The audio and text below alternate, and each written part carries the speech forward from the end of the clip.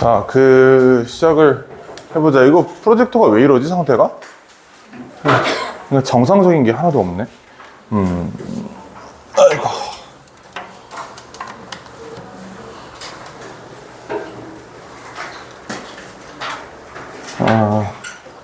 좋아요. 보면, 책이 좀 편집이 바뀌었죠. 근데 뭐 직관적으로 해놨으니까, 뭔지는 금방 알 수 있을 거고, 수업할 때는, 책 펴보시면, 이렇게 돼 있잖아. 이 왼쪽 말고 오른쪽으로 수업을 할 겁니다. 오른쪽 거를로 보시고, 왼쪽을 만들어 놓은 거는 이렇게만 보면 문제 풀 때 안 풀리거든? 문제는 이렇게 돼 있잖아. 그래서 이것도 복습할 때 쓰라고 놓은 거고, 요약문은 당신들 학교에서 요약문 문제 많이 나오니까, 어렵게 많이 나오니까 모든 문제에 대해서 만들어 놨어요. 그러니까 저거 공부할 때 참고하고, 퀵체크는 그냥 그 내용을 이해했는지 판단하는 OX 문제거든? 이거 그냥 집 가서 바로 풀어보시고, 이거 답은, 우린 토요일이지. 이제 토요일에 이제 문제 풀고 어쩌고저쩌고 하는 시간이 있으니까 그때 답 같이 알려드릴게요. 그때 한번 같이 풀어보고. 그 다음에 뒤에 워크북 보면, 15페이지부터 보시면 워크북은 문항별로 들어가 있거든? 그래서 요거는 필요 없는 건 다 빼놨으니까 해석 포함해서 이건 어려운 지문이니까 해석 써보셔야 됩니다. 그래서 워크북이 다 들어가 있고요. 요거는 진도 나간 데까지 하면 되고, 그 다음에 85페이지부터 보면 이제 연습 문제들 붙어 있는데, 이거는 문항별 편집이 안 돼 있어요. 왜 안 했냐면 문항별 편집을 하잖아. 그러면 왼쪽 걸 보고 오른쪽 걸 풀 수 있어. 안 하려고 해서 자꾸 이렇게 푸는 친구들이 있더라고. 그러니까 빈칸 추론 문제인데 왼쪽엔 답이 있잖아. 이게 보이니까 이렇게 푸는 거야. 그렇지? 내가 무슨 말인지 알지, 민수? 이제 그러니까 그런 거를 좀 지양하고자 이거는 그냥 유형별로 편집을 해놨으니까.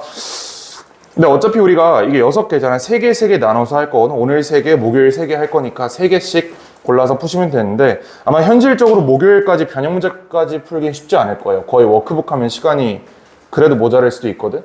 변형 문제는 시간이 안 되면 남겨놓으셨다가 토요일에 풀어도 괜찮다. 그치? 워크북까지만 좀 더 나간 데까지 하는 걸 원칙으로 하시고. 자, 그럼 첫 번째 지문부터 한번 살펴보자고. 2페이지, 3페이지 저기 있는 지문 볼게요. 3개? 3개. 그리고 두 번째 범위를 받았는데, 사실 그냥 토요일에 부교재 파트 2를 시작해도 되긴 하거든? 근데 그러면 얘가 아마 계속 밀려있을 것 같다는 생각이 들어서, 일주일에 하루는 문제 풀고, 그리고 첫 번째 지문이 되게 어려워요, 어법이. 이런 거 다시 한번 복습할 수 있는 시간으로 지정을 합시다. 그게 좋을 것 같아요. 그래도 무난하게 끝낼 수 있을 것 같으니까. 일단 첫 번째 거 보면 이거 되게 어렵다. 이거 문장이 4개예요. 이 전체 글이 문장이 4개야. 잘 보면 오른쪽에 2개로 쪼개져 있잖아. 두 번째, 세 번째 게 저거 한 문장입니다. 그래서 이게 굉장히 길고 어려운 글이고, 다만 내용은 간단한데, 내용은 이거예요. 어떤 사람의 행복 지수는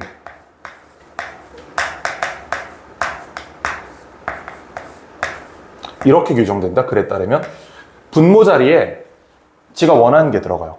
원하는 것.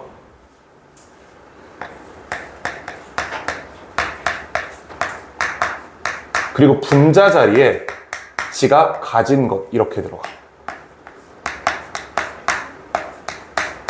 이게 납득이 되나요? 어떤 사람은 100억을 원할 수도 있고 1000억을 원할 수도 있지. 그렇지? 1000억을 원하는 사람이 100억밖에 없으면 자기가 원하는 거에 10%밖에 없으니까 비참한 삶이겠죠. 근데 우리 대부분은 1000억을 원하지 않잖아. 그렇지? 10억만 있어도 땡큐잖아. 그러니까 우리 같은 사람, 물론 아닌 사람들도 있을 수 있지만, 우리 같은 사람들은 100억이 있으면 너무나 행복한 거야. 이미 내가 원하는 것보다 내가 가진 게 많기 때문에.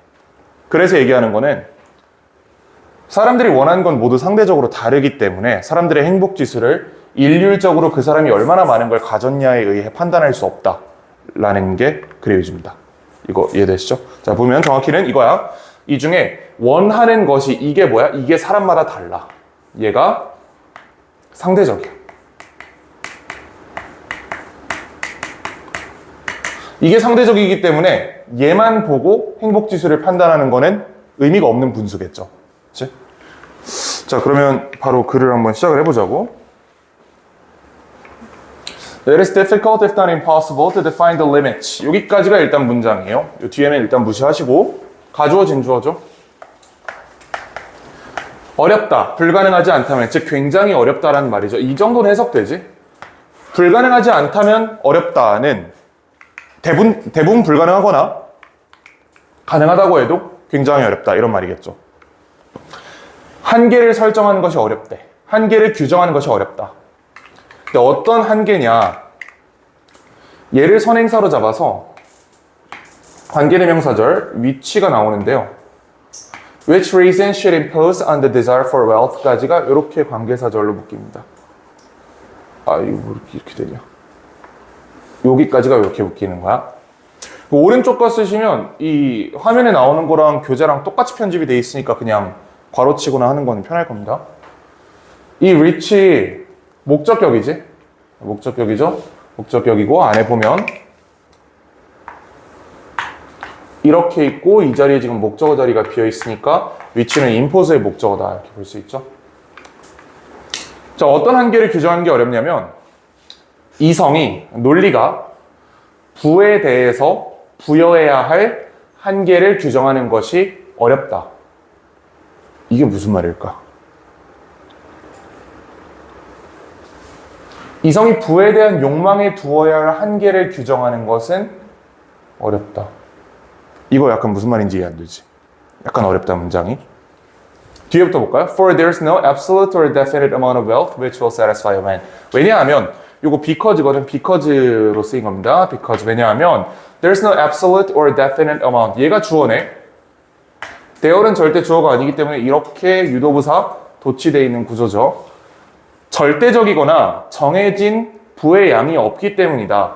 which will satisfy a man. 어떤 사람을 만족시킬. 뒷부분은 오히려 이해가 되는데 앞부분의 해석이 조금 어렵단 말이야. 한계를 규정하는 게 어렵다. 근데 그게 어떤 한계야? 이성이 부여해야 할 한계예요. 아, 그러면 어떤 사람이 얼마나 많은 재산을 가져야 하는지 자기 스스로 판단하는 게 있을 거 아니야? 그 한계를 규정하는 게, 보편적인 한계를 규정하는 게 어렵다는 얘기입니다. 아시겠죠? 상대적이다라는 말을 이렇게 어렵게 써놓은 거예요. 모든 사람이 나는 이 정도의 재산이 있으면 행복할 것 같아 라고 규정한 게 다르잖아? 거기에 대해서 보편적인 가치, 아, 이 정도 있으면 모든 사람이 행복할 거야를 규정하는 건 불가능하다. 이런 얘기입니다. 그렇죠? 자, 그 다음에 The amount is always relative. 그 양은 항상 상대적이다. 여기 바로 답이 나오죠. 이게 상대적이어서 어렵다는 얘기였습니다. 그렇죠? 그 양은 항상 상대적이다. That is to say, 다시 말하면 즉 just so much. 상대적인 양이 이만큼. 이게 명사입니다. 이걸 이렇게 명사로 잡아두시고 뒤에 as 어쩌고저쩌고를 유사관계사절로 처리하시는 게 적절합니다. 이렇게. As will maintain the proportion between what he wants and what he gets. 자, 항상 상대적이고요. 그건 어느 정도의 양이냐면 뭐뭐뭐뭐 할 정도의 양이다. 이거 관계대명사랑 똑같이 해석합니다. 이걸 유사관계대명사라 그래. 용어는 몰라도 되고 위치랑 해석상은 동일하다. 자, 이거 유사관계사, 그 다음에 will maintain the proportion, 비율을 유지할 정도로 상대적이다. 뭐 사이에? between what he wants, 그 사람이 원하는 것과 what he gets, 그 사람이 실제로 가진 것에, 즉 분수 표현이다라는 얘기죠. 원하는 것 대비 가진 게 얼마나 된다라고 이렇게 비율로 나타낼 수 있을 정도로 상대적이다. 이렇게 얘기를 합니다. 자, 그 다음에 요거를 그 just so much as를 학교에서 as much as라고 혹시 얘기했나요? 그런 거 기억이 나나? 그렇게 봤을 수도 있거든?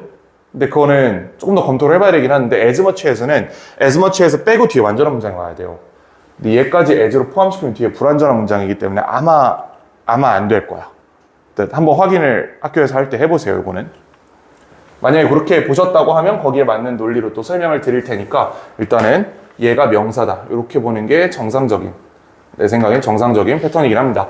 자, 어느 정도의 양이야? 항상 비율을 유지할 정도의 상대성이다.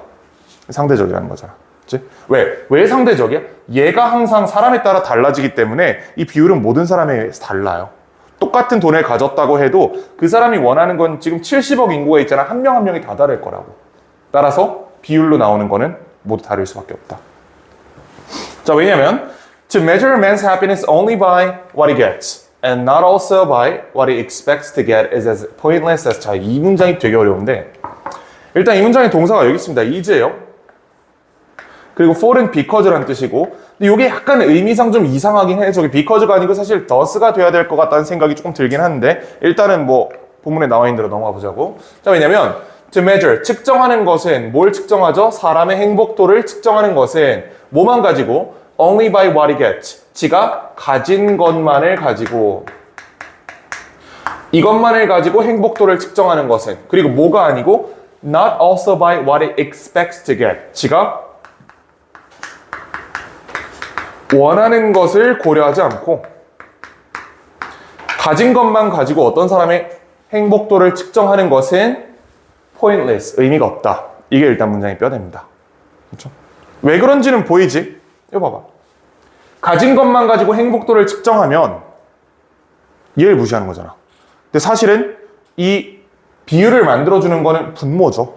분모가 있어야 이게 비율이 나오겠지. 아까 똑같이 얘기한 것처럼 똑같이 100억을 가졌을 때 일반적인 사람들은 100억이 있으면 굉장히 행복하다고 느낄 거라고. 그치? 근데 이재용 아저씨가 갑자기 재산이 100억으로 줄었어. 그럼 이 양반 어떨 것 같아요? 좀 슬프겠지? 그치? 이렇게 사람에 따라서 상대적이라는 얘기입니다. 똑같이 100억이라는 가진 것이 있어도 그 사람이 원래 원했던 거, 그 사람이 자기가 생각하기에 난 이 정도 벌 수 있어 라는 그 수치는 사람마다 다르기 때문에 얘를 무시하고 얘만 가지고 판단하면 의미가 없다. 여기까지 문제 없죠? 자, 그리고 나서 as pointless as라는 구문이 나왔잖아요. 이게 as 원급 비교인데요. 이 원급 비교는 이 글에서 계속 나올 거니까 여기서 한번 정리를 하고 갈게요.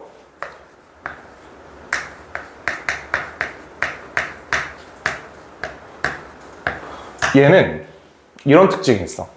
앞에 있는 as랑 뒤에 있는 as 하고 나서 붙은 문장 있지. 얘를 삭제했을 때 한 문장으로 붙어야 돼요. 자, 그러니까 저 문장은 실제로 표시하지 말고 여기 as를 삭제하고 여기 as 이후의 내용을 삭제했을 때 이 pointless가 앞에 문장에 붙어야 돼. 붙어요? To measure is pointless. 붙지? 붙어. as예요. 그래서 as는 이런 특징이 있습니다. 원급 비교 표현이기 때문에 비교 대상을 빼더라도 이게 하나의 완전한 문장으로 구성이 돼야 된단 말이야. 행복도를 측정하는 것은 가진 것만을 가지고 뭘 무시한 채로 원하는 것을 무시한 채로 행복도를 측정하는 것은 의미가 없다. 문장으로 붙었지? 자, 그럼 얼만큼 의미가 없냐? 어느 정도로 의미가 없냐? try to express. 여기 try to가 들어간 이유는 얘랑 얘가 원급 비교 대상이기 때문에 그렇습니다. 측정하는 것은 표현하는 것만큼이나 의미가 없다. 같은 해석인 거야, 이게. 그래서 여기는 딴 게 들어가면 안 돼요. 여기는 투부정사여야 돼. 얘가 주어였기 때문에 얘랑 비교 대상인 이 친구도 투부정사로 나올 수밖에 없다. 이게 두 개가 비교 대상입니다. pointless, 의미 없다는 관점에서 동일하다라는 얘기예요. 이게 의미 없다라는 측면에서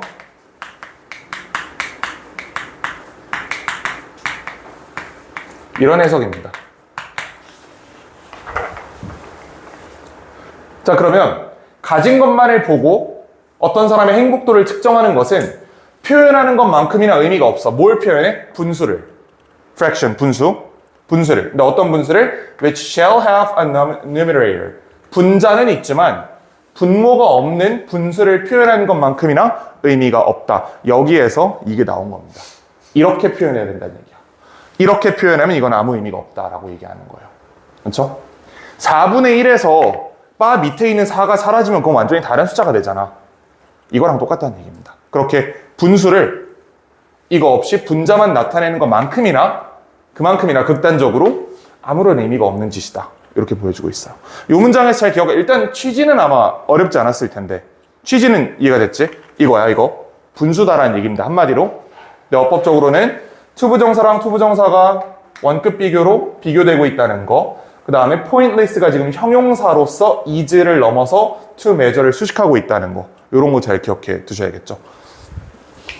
그 다음 뭐 what he gets, what he expects to get 이건 각각 by라는 전치사에 걸려있는 명사절이다. 이 정도는 뭐 우리가 쉽게 파악을 할 수 있지. 이 정도 무리가 없지. 그래도 표시해 드릴게요. 요 by란 전치사의 목적어로 what he gets라는 명사절, 요 by라는 전치사의 목적어로 what he expects to get이라는 명사절이 들어가 있는 거긴 합니다. 내용은 이해됐죠? 문법은 아마 한 번에 이해가 안 될 수 있어. 내용은 이해됐지? 좀 주무시는 분이 계시는 것 같은데 깨 있지?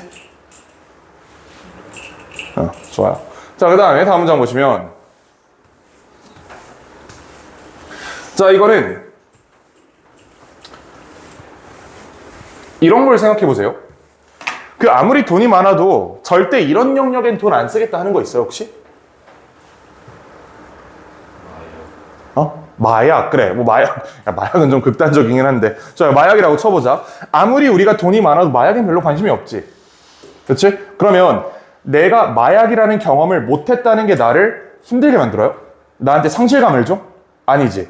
그렇지? 근데 우리 돈 많으면 좋은 차 타고 싶고 뭐 이런 것들이 있잖아. 좋은 옷 입고 싶고 뭐 좋은 가방 사고 싶고 이런 건 있을 거 아니야. 그게 없다는 건 상실감을 줄 수 있어요. 그럼 이 말이 무슨 뜻인 것 같아? 내가 원했어야 그 부재가 느껴진다는 얘기야. 그치? 내가 아무리 돈이 많아도 마약에는 관심이 없었기 때문에 내가 마약을 못하고 있다는 사실이 나에게 상실감을 안 준다. 저 분수로 얘기하면 마약은 애초에 여기 들어가 있던 적이 없기 때문에 내가 이게 있으나 없으나 행복지수에 영향을 미치지 않는다. 이런 얘기입니다. 이거 이해되죠? 무슨 말인지? 이게 이 문장이야. A man never feels a loss of things. 자, 어떤 사람은 절대 느끼지 않는다. 어떤 사물의 부재를 느끼지 않는다. 이게 지금 내가 해석은 상실감이라고 달아놨는데 정확하게 해석하면 사물의 부재라는 뜻이에요. 그치? 그렇게 해야 요 things를 받아주는 위치가 해석이 될 거야. 그치?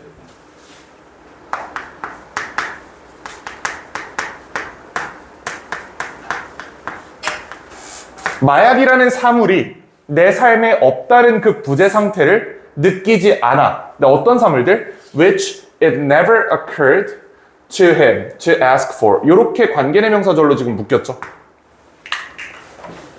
자, 여기 근데 문제가 있다. which 다음에 it이 나오니까 쟤는 무조건 목적격이에요. 그거는 문제가 없지. 근데 저거 어디 들어가? which는 뒤에 불완전한 문장 나와야 된다고 했죠.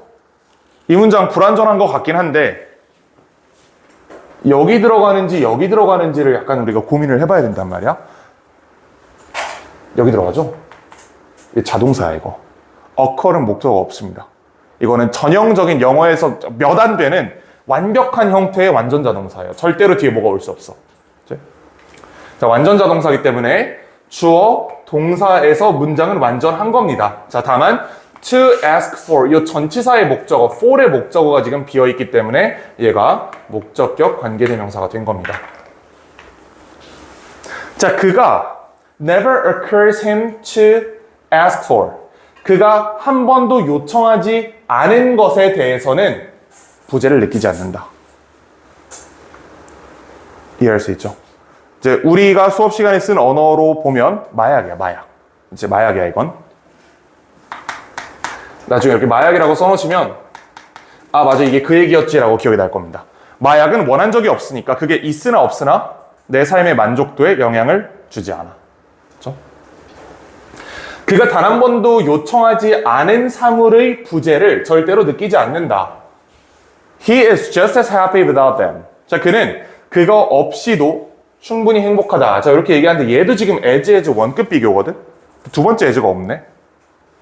뒤에 문장 보세요. He is just happy without them. 이니까 as가 없는 채로 지금 문장이 해석이 되잖아. 저 as가 뭔가 이상한 짓을 하고 있는 것 같잖아. 저 as가 뒤에 as절을 지금 생략하고 있는 겁니다. 뒤에 나올 내용이 이거 써놔야 된다. 이거는 이 뒤에 지금 생략된 내용이 as he is happy with them입니다. 이 as절이 얘의 짝이에요. 해석상 당연하기 때문에 빼버린 겁니다. 암기했어? 빨리 적었어? 오케이. 자, 해석하면 이렇게 된다. 그는 행복해. 얼마나 행복해? 그가 그들을 가졌을 때만큼이나 그들 없이도 행복하다라는 얘기예요. 무슨 말인지 이해가 돼요? 마약은 원한 적이 없잖아. 그게 있으나 없으나 내 삶의 만족도에 변화를, 물론 마약은 오히려 마이너스가 될 가능성이 높긴 한데, 예시가 좀 그렇긴 한데, 뭐 그냥 무슨 말인지는 알겠지. 마약이 애초에 내가 원했던 게 아니기 때문에 이게 있으나 없으나 일종의 상수 취급을 해버린다는 얘기야. 그치? 상수 취급을 해버린다. 없어진다 이거는. 자, 그래서 그가 마약을 가졌을 때에 비해서 마약이 없더라도 just as happy, 똑같이 행복하다, 이렇게 얘기를 합니다. 자, 그 다음에 whilst another, 자, 또 다른 사람은 who may have 100 times as much. 이것도 그럼 as 다음에 뭔가 생략되어 있는 거지. 요거 다음에 생략된 건 as much as the other has, 이렇게 될 겁니다.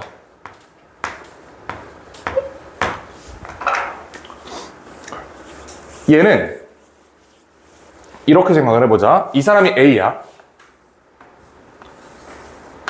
그 다음 이 사람이 B야. 자, A보다, the other이 A잖아. 두 명 중에 한 명이니까 A보다 약 100배의 재산을 가졌을지 모르지만 이 사람은 feels miserable. 상실감을 느낍니다. 왜? He has not got the one thing. 그 하나가 없기 때문에 그가 원하는.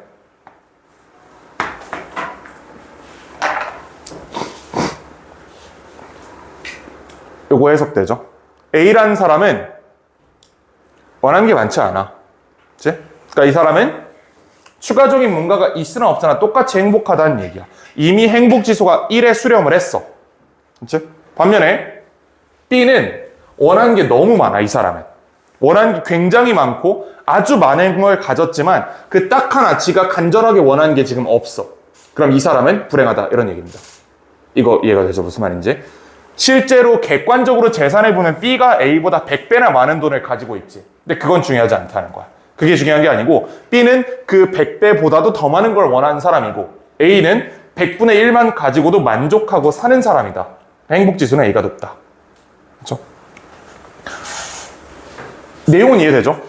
문법은 다시 한번 토요일에 다시 한번 볼 겁니다. 내용만 일단 숙지를 정확하게 해보시고, 자, in fact, 사실 every man has a horizon of his own. 자, 모든 사람들은 그들만의 지평선을 가지고 있다. 그들만의 지평선, 뭘 것 같아 이거? 지가 원하는 거겠지. 그치? 원하는 것입니다.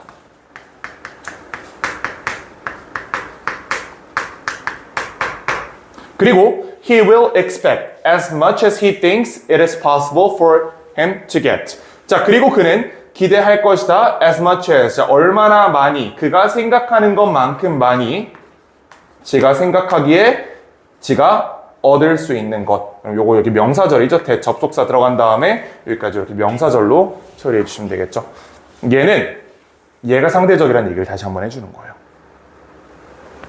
이 글의 전체 요지가 행복지수는 상대적이다. 근데 그 상대적인 이유가 모든 사람이 다른 재산을 가졌기 때문이 아닙니다. 분자가 달라서 상대적인 게 아니고 분모가 다른 것이 상대성의 원인이다. 이 마지막 문장이 모든 사람, 각각의 사람마다 분모에서 원하는 게 다르다. 요거 얘기하는 겁니다. 모든 사람은 자기가 원하는 걸 가지고 있고 그는 지가 생각하기에 지가 가질 수 있는 모든 것을 기대할 것이다. 내 능력껏 각각 얘를 설정을 한다는 거지. 우리 모두가 일론 머스크가 되고 싶은 거 아니에요? 혹시 100조 원하는 사람 있어요? 물론 있어서 나쁠 건 없겠지만 현실적으로 우리가 나는 2025년까지 2050년에 이재용이 될 거야 이렇게 생각하는 사람 사실 없잖아. 그치? 내가 생각하기에 나름대로 객관적인 한계를 설정한 다음에 난 이 정도가 되면 만족하겠어라는 수치가 각자 정해져 있다고. 그 수치가 사람마다 다르다.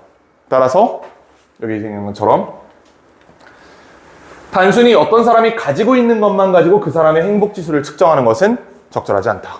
이런 얘기를 한 겁니다. 글의 내용은 이해가 되죠? 근데 문법이 아주 어려운 글이었기 때문에 이건 다시 한번 봐야 될 것 같아요. 일단 여기까지 보고 넘어가자. 질문 있나요 혹시 여기? 내용 괜찮지? 일단 내용만 잘 숙지를 해보세요. 자, 31번으로 가보자. 바로 다음 페이지 가시면 돼요.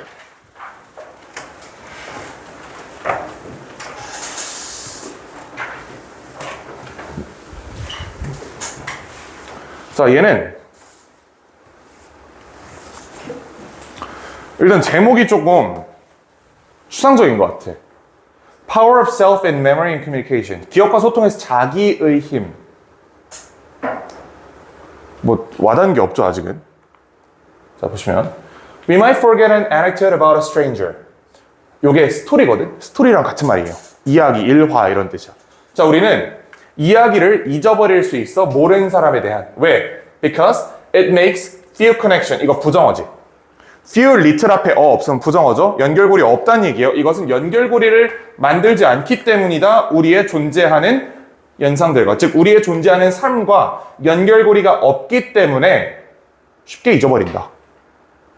예를 들어 부산에서 고등학교 2학년 둘이 싸우다 칼부림이 나서 한 명이 죽었어. 그런 얘기를 뉴스에서 봤다고 생각해 보세요. 그거 얼마나 오래 기억에 갈 것 같아? 별로 안 가겠지. 까놓고 말해서 알 바 아니잖아. 그치?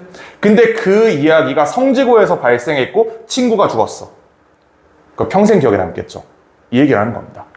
나에게 얼마나 관련이 있는 이야기냐에 따라서 기억의 선명도가 달라진다. 이런 얘기야. 이거 이해되죠? 똑같은 사건, 똑같은 나이 때 똑같은 사건인데 부산에서 발생한 사건은 어머 어떻게 유감이네 이러고 말겠지만 내 주변에서 발생한 사건은 아마 그때부터 죽을 때까지 여러분들의 삶에 영향을 미칠 겁니다. 그렇죠? 쉽게 잊어버린다. 자, 그러나 we won't forget a piece of gossip. 이 gossip이 그냥 이야기가 아니고 약간 뒷담이거든요. 뒷담. 우린 뒷담을 잊지 않을 거야. 우리의 사촌에 대한. 이게 이제 비유적으로 사촌이란 말을 썼는데 얘는 그냥 얘랑 대비하는 표현입니다. 이거 모르는 사람이지 아는 사람이란 뜻이야 그냥. 그치? 이 cousin은 쉽게 말하면 나랑 관련이 있는 사람이다 이런 뜻입니다.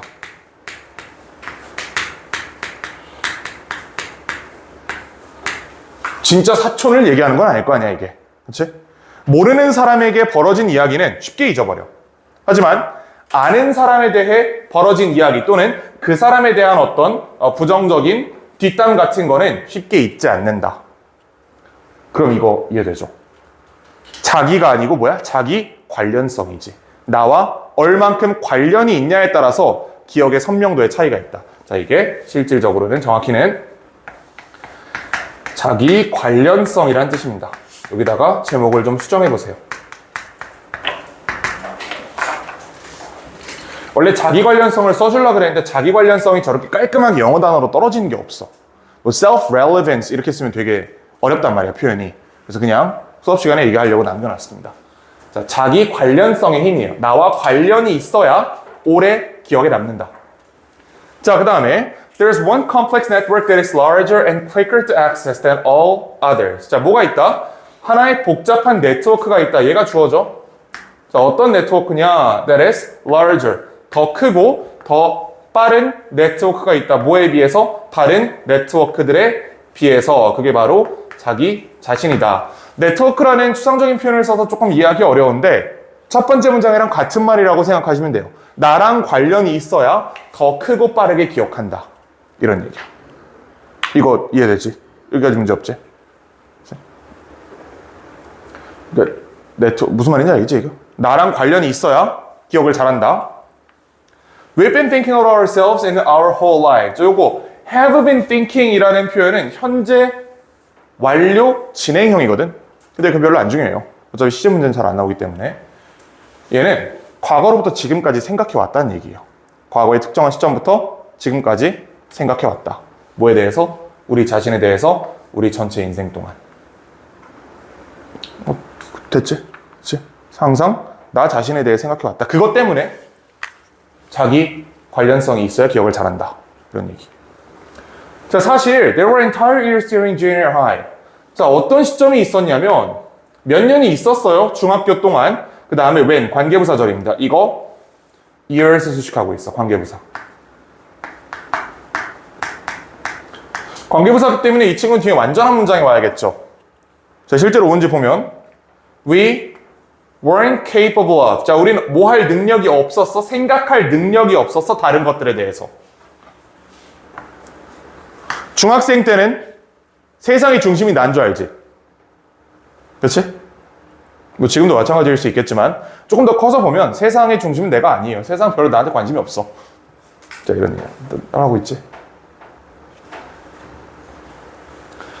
자, 어떤 몇 년이 있었냐면 중학교 동안에 우리가 다른 것에 대해 별로 생각할 능력이 없는 시점이 있었어. 나밖에 모르던 시절이 있었다. 이게 이 자기 관련성의 기억을 강화하는 원인이라는 겁니다. 뭐 이건 그냥 그러려니 하시고. 자, so if a new piece of information has something to do with us. 자, 그래서 만약에 어떤 새로운 정보가 무언가를 가진다면 to do with us. 이게 우리와 관련이 있다라는 뜻입니다. 이거 그러면 if a new piece of information is relevant to us. 이런 거랑 비슷한 표현이겠죠? 그치? 관련이 있단 말이다. 자, 우리와 관련이 있다면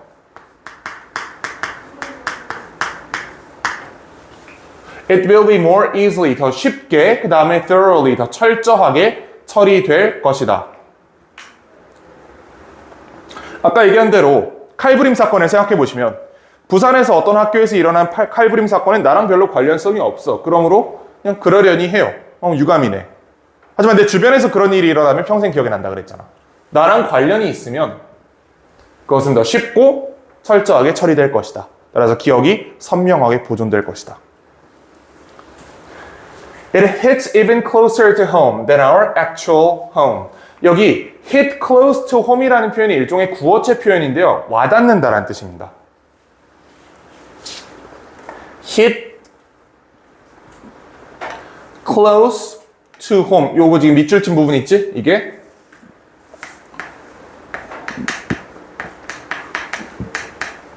요런 뜻이에요. 이거를 비교급으로 바꿔놓은 겁니다.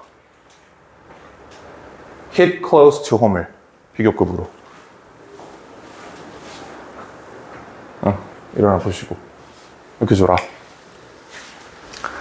저기다가 더 와닿다라는 말을 만들어주기 위해서 closer를 만들어준 거고, 훨씬 더 와닿다라는 말을 다른 색으로 쓸까? 훨씬은? 자, 훨씬을 만들어주기 위해서 이 자리에 even을 집어넣은 거지.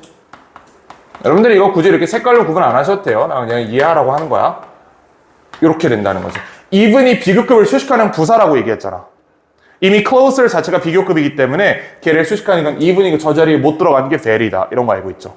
비교급을 수식하는 부사로서는 very를 사용하지 못한다. 이런 규칙이 있지. 그래서 이 자리 very가 안 돼. 나머지 다 된다. 뭐 far 이런 거 다 괜찮다. 어떤 표현인지 알겠죠, 이거? hit close to home이 와닿다라는 뜻이고, hit closer to home이라고 하면 더 와닿다라는 뜻이고, even closer to home이라고 하면 훨씬 더 와닿다. 이런 뜻이라고. 자, 훨씬 더 와닿아. 뭐보다? than our actual home. 우리의 진짜 집보다. 진짜 집은 물리적인 집을 얘기하는 겁니다. 건물이에요. 건물. 용인시 기흥부무 어쩌고저쩌고 하는 그 주소 있지? 그게 저거야. 건물.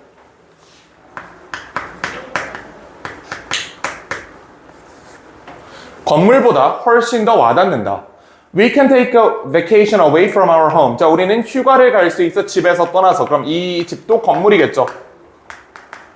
휴가 갈 때 집 두고 가잖아. 집 챙겨간 사람 없지, 당연히. 집 그냥 두고 가지.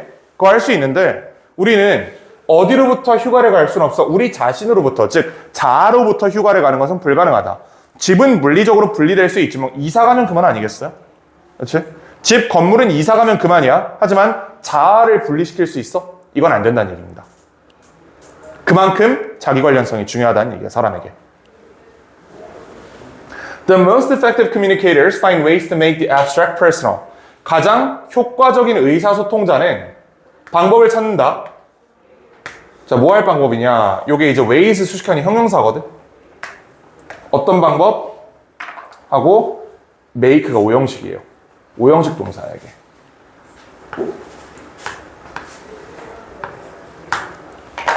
The abstract, 일반적으로 더 플러스 형용사 뭐뭐한 사람이라고 해석하죠. 저건 사람이라기보다 사물, 현상을 지칭하는 게 적절하겠지. The abstract, 추상적인 것이란 뜻이에요. 추상적인 것. 추상적인 것을 어떻게 만들어? personal, 개인적으로 만드는 방법을 찾는 게 효과적인 소통자의 특징이다. 이거 왜 이렇게 해요? 개인적이어야 와닿는다네. 이해가 되나? 무슨 말인지? 나에게 관련이 있어야만 내가 그 정보를 기억을 한다니까. 그러니까 추상적인 수치를 제시하기보다는 나에게 실질적으로 관련이 있는 수치를 보여줘야 사람들이 거기에 동한다.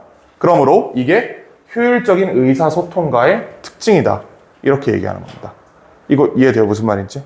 전체 나에게 관련이 있어야 내가 기억을 하는 거야. 그 다음 사례가 이렇게 돼 있어요. 내가 그 글 보여주기 전에 미리 한번 물어볼게요. 그 예를 들어 여러분들이 나중에 공부를 잘해서 로스쿨에 갔다고 쳐봐. 공부를 굉장히 잘해야 돼요. 로스쿨 가려면. 근데 자 어쨌든 굉장히 잘해서 갔어. 로스쿨 1학년 유급 비율이 30%입니다. 그렇게 잘하는 애들끼리 모였는데 30%는 유급이야. 근데 이 수치는 그렇게 와닿지 않는다? 이렇게 150명이 앉아있는 자리에서 여러분들 중에 30%는 유급할 겁니다 라고 수치로 얘기하면 그냥 아이 설마 내가 바닥 30%에 들겠어라고 생각을 한단 말이야. 근데 맨날 당신들이 점심 먹으러 같이 다니는 3명짜리 팟이 있어. 교수님이 와가지고 야 니네 셋 중에 한 놈은 유급이야 이렇게 얘기하면 훨씬 더 와닿죠. 똑같은 3분의 1이라는 수치인데 이런 얘기를 하는 겁니다. 30%가 유급할 거야 라는 건 추상적으로 느끼기 때문에 내가 그 정보를 잘 처리를 못해. 근데 야 니가 맨날 그 같이 점심 먹고 같이 공부하러 다니는 곳 3명 있지? 니네 셋 중에 한 명은 유급임. 이렇게 얘기하면 나일 수도 있겠다. 확 와닿는다는 얘기입니다. 이게 추상적인 것을 개인적으로 만들어준다는 얘기예요. 이해가 되죠? 33%라는 추상적인 수치를 야 니네 셋 중에 한 명은 나가야 돼. 훨씬 와닿잖아 이게. 자, consider the warning. 경고를 생각해봐라. That law schools give to motivate first-year students concerning the rigors of their program. 요거 명령문이죠? Consider the warning. 자, 경고를 생각해봐라. 근데 어떤 경고냐? 요 관계대명사절이거든요. 이렇게. 안에 문장 보면 law schools give. 무엇을 주는데 여기 목적어 자리 비어있지? To motivate. 뭐 하기 위해서? 1학년 학생을 동기부여하기 위해서. 그리고 잠깐만요. 이 괄호를 여기가 아니고 수행하세요. 이거 어제 똑같이 잘못 그렸는데 요 괄호는요. 요 concerning 앞에서 끝납니다. 미안합니다. 요렇게 끝나야 돼요. 요거는. 여기서 막혀야 돼. 저 concerning이 warning을 수식하고 있거든. 그래서 요 괄호를 꼭 여기서 막아야 된다. 자, 그 다음에 concerning 어쩌고저쩌고 하는 부분은 이렇게 넘어가서 warning에 대한 부가 설명이에요. 그리고 concerning이 뭐뭐에 관하여 라는 뜻이거든.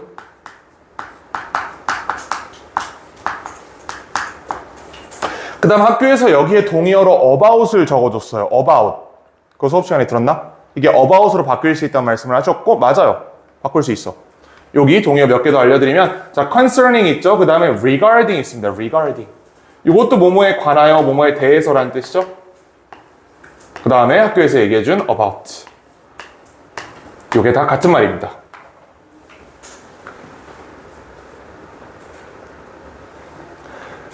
여기 concerning이랑 regarding은 일종의 전치사, 구전치사 형태로 쓰인 겁니다. 자, 뭐뭐에 관하여 그들의 프로그램의 엄격함에 관하여 주는 경고를 생각해봐라. 근데 어떤 경고야? 로스쿨이 학생들을 동기부여하기 위해서 주는 경고. 이 warning에 대한 수식이 두 개인 거야. 하나는 관계대명사절이고 하나는 concerning 어쩌고저쩌고 하는 전치사, 전명구입니다. 이렇게 두 개가 각각 warning을 수식하고 있어요. 얘는 관계사절이고 이렇게.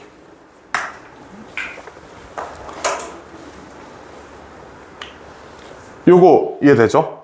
로스쿨이 학생들한테 주는 경고를 한번 생각을 해보라고. 근데 어떤 경고냐면 hearing that. 저 요거 동명사 주어네. hearing. 자, that 이하를 듣는 것은 뭘 들어? The first year dropout rate is 33%.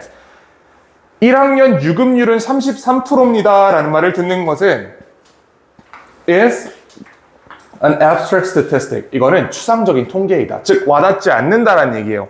33%가 유급된다고 해봤자 안 와닿잖아. 잘. 설마 내가 거기 안 들어가겠지라고 생각하잖아. 다들. 이거는 와닿지 않아.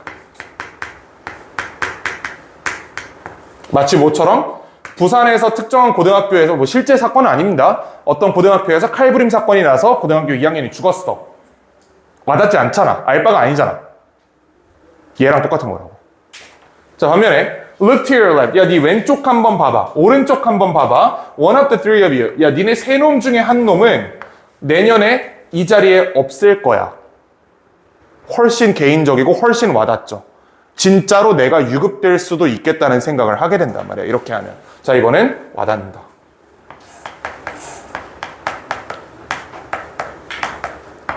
자, 이렇게 말하는 것은 wakes up the self. 자아를 깨운다. 자아를 깨운다는 게 그 정보를 처리하게 된다. 이런 말을 하는 거겠죠. 자, wake up은 구동사입니다. 따라서 the self가 다시 가운데로 들어갈 수 있어요. 이 the self가 이 자리에 이렇게 들어가는 것이 가능하다. 자, 그래서 자, 넘어가지 말고 잠깐만 보시면 아까 이런 문장이 있었다. 어떤 정보가 우리와 관련이 있다면 더 쉽고 철저하게 처리될 것이다 라는 말이 있었지. 이거야. 이렇게 얘기하는 거. 이거 나랑 관련이 있는 거잖아. 나랑 쟤랑 쟤 중에 한 명은 유급이래. 나랑 굉장히 관련이 있죠. 반면에 33%의 일반적인 유급률이 있습니다는 나랑 별로 관련이 없는 것처럼 들리기 때문에 쉽고 철저하게 처리가 안 된다. 이런 말을 하는 겁니다. 그래서 제목이 이렇게 나온 거야. 기억과 소통에서 자기 관련성의 힘. 나랑 얼마나 관련이 있냐에 따라 기억을 하고 못하고 얼마나 선명하게 하고가 결정된다. 괜찮죠? 요거는 그렇게 어려운 글은 아니었던 것 같아. 자, 그 다음에 이제 34번 보시면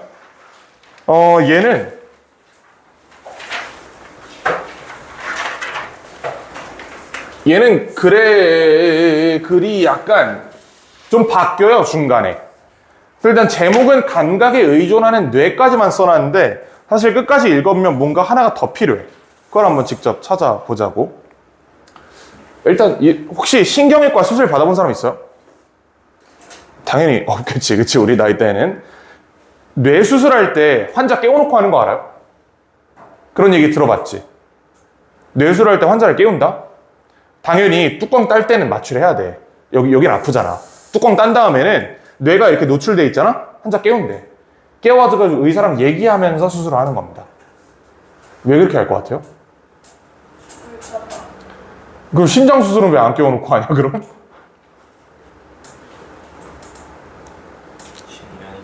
신기하니까. 아니야, 그게 아니고 다른 장기는 장기의 어떤 부분이 어떤 일을 담당하는지가 이미 다 나와 있어요. 이미 의사들이 다 알아. 근데 뇌는 아직 그렇지 않대. 그래서 대략적으로는 알고 있지만 정확히 여기를 콕 찍었을 때 이게 어떤 신경인지를 잘 모른대요. 의사들이 아직까지. 그래서 의사들이 수술할 때 이렇게 하는 거야. 깨워놓고 여기를 쿡 찌른 다음에 왼손 들어보세요. 왼손 못 들잖아? 그럼 여기가 왼손을 담당하는 신경인 거예요. 이거 피해서 잘라야 되는 거야. 이렇게 수술한대. 아니 진짜임. 진짜야. 이거 그리고 다큐멘터리도 있어. 심지어 어떤 바이올리니스트는 그 사람의 생업이 이제 이거잖아. 이거에 들어가는 신경을 자르지 않기 위해서 바이올린을 수술방에서 연주하게 하는 의사도 있어요. 여기 이렇게 뇌 신경을 이렇게 잡아놓고 야 이거 한번 연주해봐. 못하잖아? 그럼 이거 자르면 안 되는 거야. 이렇게 수술한대. 진짜임. 리얼임 이거. 진짜야. 그러니까 마취는 뚜껑 딸 때. 그렇지, 마취를 푸는 거야. 뚜껑 따놓고. 나도 그거를 물어봤거든? GPT한테 물어봤는데 아프지만 견딜만 할 거야 라고 얘기하더라고. 지는 안 당해봤으면서 그렇게 얘기를 하더라고. 뇌를 만지고 있는 그러니까 이게 내가 이 얘기를 왜 했냐면 뇌 자체에 통각신경이 없어요. 이게 되게 모순적인 표현인데 뇌는 통각을 감지하는 뭐라 그러지? 수용체가 없어. 그래서 뇌를 이렇게 두드려 패도 이건 아프지 않아. 이 잘린 뚜껑이 아플 뿐이지 뇌는 안 아프대. 이게 되게 신기하다. 그렇대. 그래가지고 뇌를 이렇게 약간 회색이거든. 이렇게 뽀짝뽀짝 이렇게 만지고 있으면 이건 안 느껴진대. 근데 특정한 영역 콱 찍었을 때 왼손이 안 들어지면 거기가 이제 왼손 담당하는 신경. 진짜 리얼임. 그치. 그치. 근데, 그러니까 이 짓을 왜 하냐면, 뇌종양 같은 거 수술할 때 뇌의 특정 영역을 제거해야 되잖아요. 근데 제거해버렸는데 거기가 숨 쉬는 기관이면 이 사람 못 깨어나는 거잖아. 그래가지고 이제 쿡 찔러봤는데 이 사람이 숨을 안 쉬어. 그럼, 여긴 자르면 안 된다. 여긴 놔두고 방사선으로 처리하자. 약간 이런 식으로 하는 거네. 진짜요. 리얼. 너 일로 와봐. 근데, 실제로 그래요. 이게 참. 맞추기가 참 신기하더라고. 근데 나도 참 궁금한 게, 그래, 뇌 통각신경이 없으니까 그거는 납득을 하겠는데, 뚜껑이 따져 있는 건 아플 것 같단 말이야, 계속. 이거 뚜껑을 열었는데. 근데 뭐, 그래도 견딜만 할 거라고 GPT가 얘기해. 지는 안 당해봤으면서 그렇게 얘기를 하더라고. 머리 덜 때. 뇌수술할 때, 여기 이렇게 이렇게 잘라가지고 이렇게 여는 거야, 뚜껑. 그 다음 두개골도 이렇게 톱으로 이렇게 썰어가지고 이렇게 뚜껑 톡 여는 거야. 너무 무서워. 아니 요만큼만 이렇게 자르는 게 아니고 이렇게 그치. 원래 필요한 부분만 이렇게 자르겠지, 당연히. 그치. 이렇게 여는. 왜 씨발 헬멧이냐고 이렇게 까게. 이렇게 당연히 그건 아니고. 아니, 그러니까. 그러네. 듣고 나니까 그러네. 그래. 이렇게 자르는 게 아니고, 이렇게 자르겠네. 맞네. 맞아. 그치. 이건 아닐 것 같고, 아마. 그치. 하여튼, 그러니까 이제 뇌 자체를 만지는 거는 특별히 문제가, 물론 문제가 없는 건 아니야. 문제가 있어. 당연히 문제가 있는데, 이제 막 아프진 않다. 그러니까 견딜만 하다. 약간 이런 거 아닐까? 자, 좋아요. 이 얘기가 왜 나왔지? 그러니까 뇌 수술할 때 그 짓을 할 수 있는 이유가 뇌 자체는 신경세포가 없기 때문에. 이게 되게 역설적으로 들리잖아. 뇌 자체는 오감기관이 없어. 그치? 그러니까 이렇게 생각해. 야, 뇌를 이렇게 꺼내가지고 툭 뒀어. 거기다가 플래시라이트 비치면 눈부셔 이럴 것 같아, 얘가? 안 그러겠지? 팡 치면 아파 이럴 것 같아? 아닐 거라고. 얘는 통각신경이 없다고. 진짜 있는 내용이에요, 이게 여기. 물론 뇌가 꺼내져 있으면 좀 다른 문제가 있을 것 같긴 합니다. 그런 거 말고. 자, sensory organs are the only channels of communication between the brain and the outside world.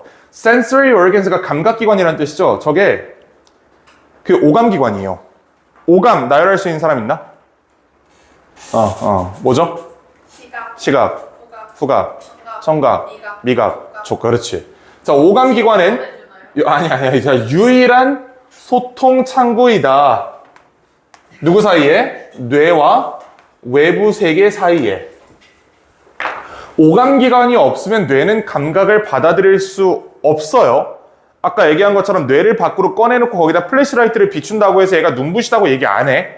그거 빠따로 두드려 팬다고 해서 아프다고 얘기 안 해, 뇌가. 자, simply put, 다시 말하면 brain is not designed, 설계되지 않았다. 뭐 하도록? to sense on its own, 자기 스스로 감지하도록 설계되지 않았다. 이런 뜻입니다. 얘가 목적보가 된 이유가, 쟤 좀 띄워봐, 저거. 뒤통수 한 대 쳐봐. 그치? 저기는 감각세포가 있기 때문에 일어나잖아. 근데 뇌에는 이게 없다고. 자, design A 투부정사예요. 이거 뻔한 오형식 문장입니다. A가 투부정사 하도록 설계하다 이런 뜻이죠. 이거 수동으로 뒤집은 겁니다. A is design. A가 설계됐다. 뭐 하도록? 투부정사 하도록. 이제 점점이야. 뇌는 설계되지 않았어. 자기 스스로 감지하도록.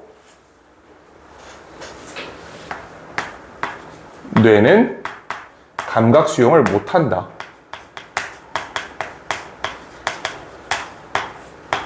이런 얘기예요.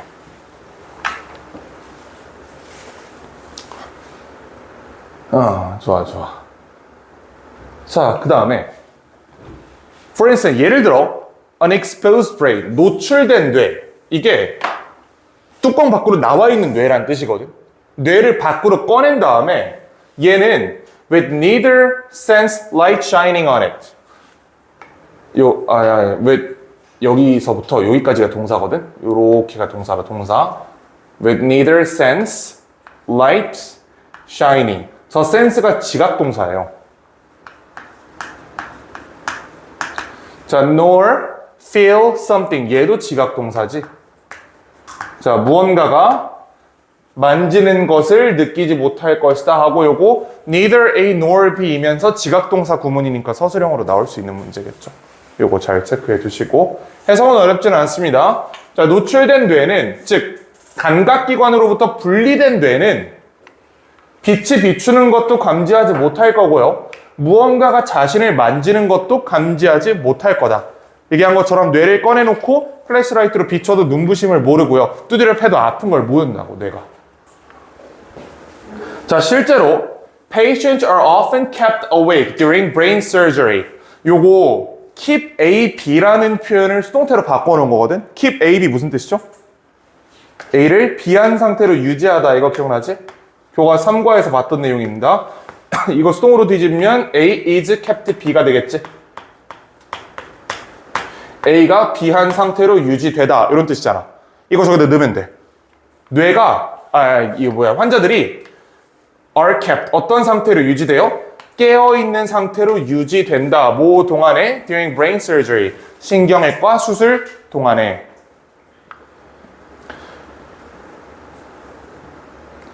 자, 그 다음에 코마 위치. Which can help a surgeon isolate specific regions of the brain. 자, 그리고 이거 선행사는 누가 봐도 앞문장 전체죠. 먼저 해석을 해볼까? 외과 의사를 도울 수 있어 뭐 하도록? isolate. 분리시키도록 뇌의 특정 영역을. 이거 사역동사죠. 준사역이기 때문에 이 친구는 여기에 뭐 to isolate 들어갈 수 있겠다. 이런 건 우리가 이미 알고 있는 내용이지. 그럼 저 위치의 선행사를 찾아보면 수술이 돕는 건 아니잖아. 이거는 어떻게 봐도 앞문장 전체가 선행사가 될 수밖에 없겠죠. 환자가 신경외과 수술 도중에 깨어있다는 사실이 외과 의사가 뇌의 특정 영역을 분리하도록 도와주는 거야. 아까 얘기한 것처럼 여길 쿡 찔러봤는데 왼손을 못 움직여. 그럼 여기가 왼손을 담당하는 신경이고 여길 찔러봤는데 갑자기 숨을 안 쉬어. 여기가 호흡을 담당하는 기관인 거야. 그런 거 피해가지고 썰어야 된다. 이런 얘기를 하는 거죠. 이게 약간 그거랑 비슷해요. 혹시 신경치료 해본 사람 있나? 없어요? 아직 그 맛을 못 봤구나. 신경치료가 무슨 치료인지 아나 혹시? 그 이빨 안에 이빨이 이렇게 생겼잖아. 좀 귀여운데? 이렇게 생겼잖아. 요 안에 이렇게 신경관이 이렇게 있단 말이야. 안에 이렇게. 이게 여기가 뭐 이제 피도 돌아다니고 신경망도 있고 이런 거예요. 신경치료는 언제 하냐면 이가 너무 썩어가지고 여기가 노출됐을 때, 또는 썩은 게 이 신경에 도달했을 때, 또는 이가 깨져서 신경이 노출됐을 때, 이럴 때 신경치료를 하거든. 신경치료는 말 그대로 얘를 뚫어낸 다음에 이걸 뽑는 거야, 신경을. 이거 뽑아버리는 거예요. 신경을 치료하는 게 아니고 신경을 제거하는 거야. 근데 신경이 남아있다는 건 여기 죽은 세포들과 죽은 혈관들이 있다는 얘기죠. 그러니까 의사는 치료를 끝내기 전에 여기 있는 모든 신경다발을 다 뽑아야 돼. 하나라도 남겨져 있으면 다시 염증이 생긴단 말이야. 어떻게 알 것 같아요, 여기 신경 남아있는지? 그러니까 대부분 뽑았다고 쳐. 거의 다 뽑았어. 그럼 이렇게 남아있다고 쳐봐. 위에는 없을 거고. 이렇게 남아있어? 이거 남아있는지 안 남아있는지 어떻게 알아? 찔러봐야 돼. 그래서 신경치료 마지막 날은 마취를 안 해요. 마취 안 하고 그냥 찌르는 거야. 그냥 찌르는데 소리가 나면 이거 아직 안 뽑았네? 죄송합니다 하고 다시 뽑아. 리얼임. 진짜 이렇게 무식하게 치료하면 돼, 신경치료는. 그래서 이제 어느 순간이 되면 쿡쿡 찔러도 반응이 없어. 그럼 이제 다 뽑은 거야. 그럼 이제 여기다가 소독물질을 채우고 뒤에를 크라운으로 씌웁니다. 그러니까 얼음 깨물어 먹지 말라고. 내가 얼음 깨물어 먹다 이 짓 당한 거거든. 얼음 깨물어 먹는 사람 있지, 여기? 마취 안 한 상태로 신경망을 뽑히고 싶지 않으면 얼음 깨무는 건 좀 지양하는 게 좋을 겁니다. 그러니까 얘랑 비슷한 원리인 거야. 찔러봐야 안다고. 뇌를 찔러봐야 얘가 왼손을 담당하는 걸 알 수 있다는 얘기입니다.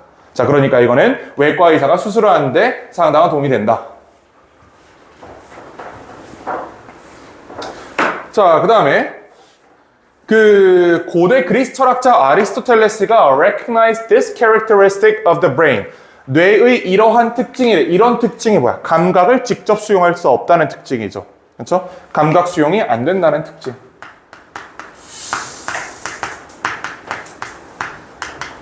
감각 수용이 불가능하다는 특징을 2000년 전에 알았대. 어떻게 알았을까? 2000년 전에 의사가 아니야. 철학자 아리스토텔레스가 뭘 알아낸 거예요? 뇌 자체로는 감각을 수용할 수 없네? 이거 어떻게 알았을까? 뚜껑 열어봤나 보지. 열어보고 나서 뇌를 팡 쳤는데 아픈 걸 몰랐나 보지. 그러니까 뇌 자체는 통각 기능이 없구나라는 걸 알게 된 겁니다. 그쵸? 뭐 낭만의 시대였어요, 그때는. 자, 그가 뭐라고 얘기했을 때 when he said nothing in this mind that does not pass through nothing is in the mind that does not pass through the senses. 자, 그 어떤 것도 없다 머릿속에는 자, 어떤 거? 감각기관을 통과하지 않는.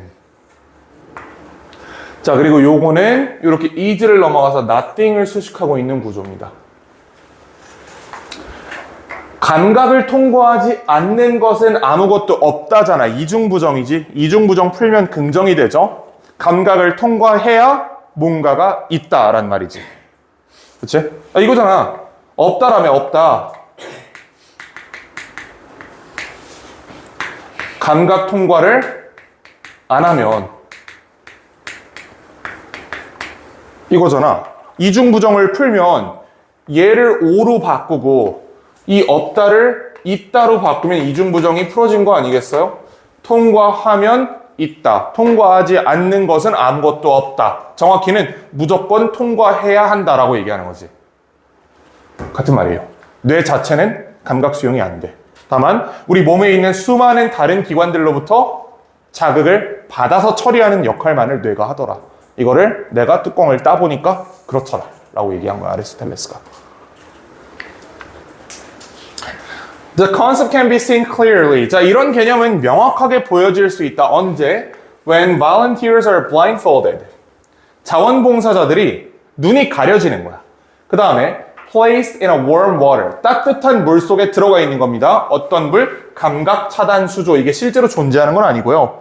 한번 머릿속에서 그려보면 모든 감각을 차단할 만한 환경을 한번 생각해 보세요. 내가 소리를 내잖아? 이 소리가 다 흡수돼 버리기 때문에 내 목소리가 나한테 안 들려. 그 다음에 하얀색으로 모든 벽과 천장과 바닥이 도배돼 있어요. 아무도 나한테 말을 안 걸어. 냄새도 아무것도 없어. 거기서 몇 분 버틸 수 있을 것 같아? 거기 하루 있으면 어떻게 될 것 같아요, 사람이? 음식도 하얀색이야, 심지어. 몇 분 버틸 수 있을까? 하루 버티면 어떻게 될까? 눈 감고 뭐 얼마나 있을 수 있는데. 이거 사람 미쳐요, 이러면. 이게 CIA의 하얀 감옥입니다. 그러니까 CIA 뭐 한 데인지 알지? 미국 정보기관이잖아? 거기서 좀 큰 사고를 치는 형님들을 가끔 모실 때가 있어. 이 큰 사고라는 게 뭐 사람 죽여 이게 아니고 뭐 세계 무역센터를 비행기로 폭파했다 약간 이런 급의 사고 있지. 오사마 빈 라덴 이런 형님들을 모실 때가 있거든. 그 러시아 같으면 그런 형님을 잡아다가 그냥 살아있는 채로 고래밥으로 줘버리고 이러잖아. 그러니까 별로 문제가 안 돼, 그거는. 근데 미국은 나름 또 이제 뭐 법에 그런 걸 받기 때문에 사람을 막 산채로 가위로 자르고 이런 건 못해요. 걔네가 대신 찾아낸 방법이 이렇게 고문하는 거야. 하얀색 감옥에다 집어넣고 아무것도 못하게 해. 그럼 일주일 안에 이 사람 반드시 미쳐서 별소리를 다 한대요. 감옥이야, 감옥. 감옥이고 굉장히 빡센 감옥이야, 이거는. 자원봉사자들을 지금 감옥에 집어넣은 건데 이거를 감각 차단 수조라고 생각을 해보세요. 그 어떠한 감각기관이 어떠한 자극도 느낄 수 없는 완전히 평온한 상태, 아무것도 없는 상태. 여기래. 자, 그들은 곧 뭘 경험하죠? Visual, auditory, and tactile hallucination. 그들은 시각적, 청각적, 그리고 촉각적인 환각을 경험한다. 아무래도 그렇지 않겠어? 이제? As well as incoherent thought patterns. 자, 모두 마찬가지야. 일관성 없는 사고 패턴도 경험한다. 이거 간단하게 얘기하면 이 사람 어떻게 된 거예요? 미친 거지, 지금. 한마디로 미쳤다는 얘기입니다. 미치는 거야, 사람이. 미침.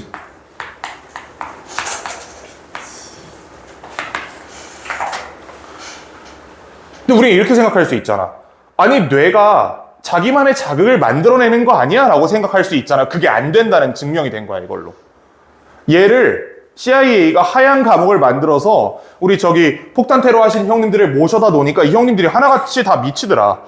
뇌가 스스로 어떤 자극을 만들어서 거기에 반응하는 게 불가능하더라. 이렇게 얘기를 한 겁니다. 뇌는 외부 기관이 있어야만 자극을 처리할 수 있는 거지 지 혼자 어떤 자극을 만들어서 만족할 수 있는 기관이 아니다. 이렇게 얘기한 거예요. 자, 그럼 약간 제목을 수정해볼까? 여기 감각에 의존하는 뇌라고 돼 있죠. 추가적으로 필자는 뭐라고 얘기하는 거지? 외부 자극의 필요성에 대해서 역설하고 있는 거죠. 외부 자극이 없으면 사람 미치거든. 자, 플러스 외부 자극의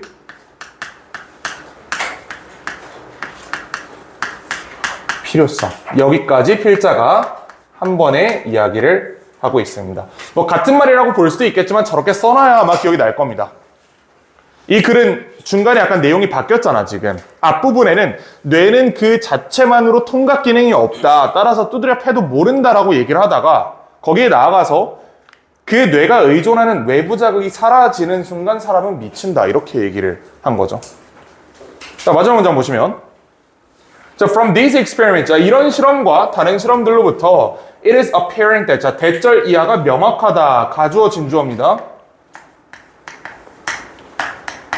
자, 뭐가 명확하냐? We need constant input from our sensory senses. 자, 우리는 뭐가 필요해? 지속적인 입력이 필요해. 우리의 감각기관으로부터 뭐 하기 위해서? To carry out, 수행하기 위해서 기능들을. 어떤 기능? That give us personality and intellect. 우리에게 성격과 지능을 주는 기능들을 수행하기 위해서. 여기서 성격과 기능이라는 건요, 미치지 않는다는 얘기예요. 미치지 않기 위해서는 지속적인 입력이 필요하다. 하얀 감옥에 집어넣고 아무런 자극도 안 주면 그 사람은 필연적으로 미친다. 따라서 뇌는 첫 번째, 지가 혼자서 자극을 만들어낼 수 없을 뿐만 아니라 그 외부 자극이 없으면 뇌는 스스로 무너진다.